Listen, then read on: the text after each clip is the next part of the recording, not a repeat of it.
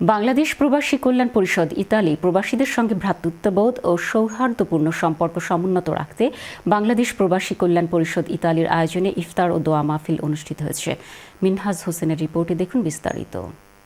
ইতালির রাজধানী রোমের পার্শ্ববর্তী এলাকা অস্ট্রিয়ার বিশিষ্ট ব্যবসায়ী ও বাংলাদেশ প্রবাসী কল্যাণ পরিষদ ইতালির সাধারণ সম্পাদক আতিকুর রহমান রাসেলের উদ্যোগে প্রতি বছরের ন্যায় এবারও ইফতার ও দোয়া মাহফিলের আয়োজন করা হয়েছে।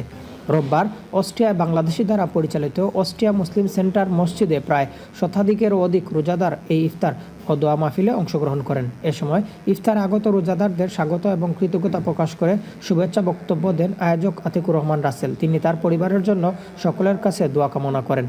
এ সময় কমিউনিটি বিশিষ্ট ব্যক্তিবর্গদের মধ্যে উপস্থিত ছিলেন বাংলাদেশ প্রবাসী কল্যাণ পরিষদ ইতালির ভারপ্রাপ্ত সভাপতি হাসাদুর রহমান হান্নান, সহসভাপতি শরীফুদ্দিন, জিয়াউদ্দিন, মিনহাজ হোসেন, মোজাম্মেল হোসেন মোল্লা, সাইফুল ইসলাম ব্যাপারী, অপু আহমেদ, শামীম আহমেদ, কবির হোসেন সহ আরও অনেকেই। এছাড়াও এই ইফতার মাহফিলে বাংলাদেশের বিভিন্ন জেলার প্রবাসী বাংলাদেশিরা অংশ নেয়।